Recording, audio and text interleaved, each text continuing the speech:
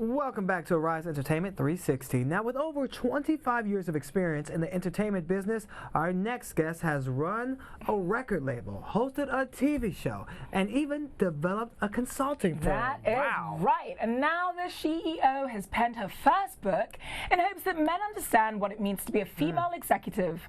Please welcome to Arise 360, Amelia Moore. Hey guys. Hello. Hello. Thank you for having me. Thank you for joining us. Yeah, I know it sounds like you got a busy schedule. You're doing so much. Yeah, I got 20 jobs now. Right. Wow. Well, one of those jobs was writing this book, SheEO Vs CEO. Tell us about that. That's an interesting title. Well, SheEO Vs CEO is an executive handbook to female diversity training. You know, when I was GM and president of Rough Rider Lifestyles, it was me, and like 50 other men. And it was really important as being the superior to really understand my male counterparts and how to communicate with them properly. And so I always like to give back before I go into the next transition, and I felt like I'm transitioning from an executive into talent, and I wanted to give back to see other women succeed. It's interesting that you've penned this book because with this whole Time's Up and Me Too movement in the entertainment industry, people are talking a lot about the gender wage disparity and how to fix that. Do you think your book can assist in breaking the glass ceiling for women? I do. There's various philosophies and ideologies that I have in the book to like women, like for example, the B word. You know what I mean? Many times, if you're an aggressive, headstrong, steadfast woman, you're called a B. And I'm like, listen. Yes, I am, but let me tell you what that meaning is. Okay. It's beautiful, intelligent, talented, corporate hustler. So yes. Well, Okay. And when you do that, you get your power back. And these are things that I put inside the book to help women understand how to position yourself. Because in the bottom line, it's a business playing field. And I find more times than not, women don't look at what their position is and where they want to go. They just take it as it comes because we're nurturers and we're multitaskers and we do whatever comes our way. We just handle it and knock it out. Well, what are some of the other challenges you think women face with trying to get to that corporate office? I think one of the biggest challenges is women don't define themselves. I go heavy in the book about that. Men, I love them. Don't get me wrong. I love my brothers, but they're quick to put us in a box. They're quick to say, oh, she's this, or she's that, or she's that. And I went over some of the labels in the book. But we as women, we just take you as you are. And we notice your weaknesses and your strengths, and we kind of deal with that. So I told women, the same way I gave a definition of me being a B, I tell women to really look at your strengths and your weaknesses and then define who you are. And then let others know that's who you are. Because otherwise, a title is going to be given to you anyway. Absolutely. And it's interesting to note that in the workplace, in the corporate environment, a lot of the time when it comes to salaries and certain things, promotions, etc., men don't have a problem asking for it. But women, like you mentioned, we're kind of hesitant. We're like, oh, we'll just take whatever you give us. We'll do what we can with it. You talk about certain definitions in your book. What are the 4 other definitions that you label women as so that they don't get caught up? Well, actually, there's about 6 as far as women, but the ones that I wanted women to focus on, because we don't define, is the labels we give men. And I love my brothers, but I help women understand them by giving them 4 categories. The emperor, that's the one that takes you underneath the wing and helps you fly. But be careful of the false emperor, because he's the one that tricks you and uses your weaknesses to knock you out the game. You've got the enforcer, and that's the one that's always pushing you, you can do better, you got this girl, all of that. But be careful of the ones that use that as his way of like understanding that he still has authority over you, even though you have an authority. So you've got to pull that authority back and say, no, don't worry about what I can and cannot do. I need you to focus on that. Oh, okay. Then you've got the one that you deal with just about every day, and that's the egghead. And he's the one, I'm sorry, I got to call it like it is. He's the one that no matter what you do, you're just not good enough because you're a female. And I tell women the best way to deal with that is, especially if you're a project manager, is say, Paul, I know you're not going to like this, but let me present it to the rest of the team, and then I'll let you speak. As opposed to saying, Paul, you're an egghead. Right. So, exactly. And what happens is you've now positioned yourself in a win-win. If he doesn't like it, well, nobody's shocked because you already identified that he wouldn't. And if he does, woohoo, feather in your cap, because the one that you said that wouldn't now does. Interesting. But the most important one I tell women, especially if they're superiors, is the everyday. That's the dude that comes in every single day, just wants to do his job and go home. Okay. But if he complains about you because he never complains, that's a big problem. So every day you must say, hey, Dave, how you doing? You cool, baby? You cool with me? We all good. You know, if you got a problem, you come to me first. Got it. So when your haters or anybody else that wants to usurp your power because you're a female comes to him, he's like, man, go on with that. She's all right by me. Bang. Wow. Okay, so we got a lot of things you're saying about the dudes up in here. So, is this something we You feel sound like a hater. No, I know, right? no. Is this something like that dudes should read? Should guys pick up this book? Can we learn from this? Absolutely, because one of the things that, see, I love my brothers, you know, Shen, and, but you guys do things that unbeknownst to you, and it's probably because of the way you're nurtured. So, like,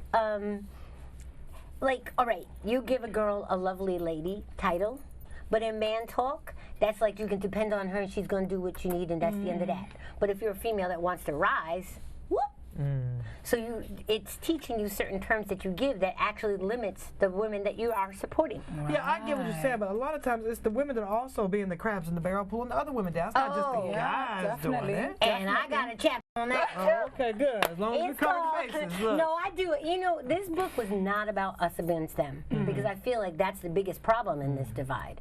We're dividing ourselves just by saying us against them. It's not about that. It's about really understanding how we can unify. I think Jack Welch said it the best. He said, a company that really grows is a company that looks at and assesses its team by its skill set, not by its gender. And that's what I was trying to do with the book. That was what I was attempting to do with the book. It's just like, let's look at what our strengths are. Yeah, absolutely. And I do go in about that. I'm like sister friend. And I don't knock any woman's hustle. I really mean that, sincerely. But I think sometimes we position ourselves in the business playing field that we become adversaries just by design, not by really intention. And we got to stop that. Now, I'm flicking through your book, and I noticed that you've got some pretty interesting chapter names. I'll read a few of them. Business playing field, chess, not checkers. Emotion versus devotion, communication is key. Reputation reps you. Sister friend, which you just mentioned. Which one of those was your favorite to write and why? The Boys Network. Oh, okay. Tell us about this book. Tell me more. Well, I got into the entertainment industry in an area that was like just guys. It was A&R. And I became one of the boys because I refused to just let my gender stop me. So, and I felt like I had a competitive edge because the #1 consumer is female. Right. So if I like it, I know that other females will like it, and boom. So, but it was tough because, you know, I came in, shout out to DJ Fumi, he was the A&R assistant in the Black Music Department of A&R at Atlantic Records. And he got sick more so that I could be the temp more, and then he just up and quit. So then I got the job, and that was all by design. And it was purposeful. Right. Wow. That's the chess, not checkers. It was a strategy. So now, all of a sudden, I became the permanent temp. 2 months in, I love my boss, Kevin Woodley. Shout out to DJ Sugar Daddy. But he kept on interviewing guys, and I was like, yo, don't you like the job With that a I'm name doing? like Sugar Daddy. I didn't miss that. But that's his DJ name. But I was like, don't you like what I'm doing? And he was like, yeah. And he's like, but, you know, it's about DJs. And I was like, wait a minute. So what I did, again, strategy, chess, not checkers, I went to everybody in that department and said, don't you like what I'm doing? Don't you like what I'm doing? Can you tell my boss, please? So then it became this thing of, why ain't you hiring her? And then I got the job. With a condition again. If you mess up, you out. Of course. Not a problem, because I know I'm not going to mess up. Absolutely. So, you know, it's those are the things. So being one of the boys network, there's rules to the game. I mean, I think one of the biggest challenge as a female in the female code is I would see the wife and then I would see the side chick. But my job, I'm going to keep it honest, but my job is neither. My job is to make sure that this male individual completes his task at hand, and I have to know his personal as well as his professional to understand what prohibits him and what enables him to complete the job at task. Right. So, although my inside be like, you know what I mean? Because the female code is like, Yeah. The male, one of the boys network, it's a concept that I put in the book on a need-to-know basis. If you don't know, you don't need to know. Absolutely. Well, I hear that. Now, we're going to quickly talk about your new project, Lights of Harlem. Tell me more about that. Oh, yes. Shout out to Peggy Dotson. That's the SheEO of UBC TV Network. And it's a new TV show that basically empowers independent artists. You know, I still haven't gotten away from the music thing. It's who I am. And basically, it's all talent. And, you know, Harlem has been the mecca and always will be the mecca of just the African American experience.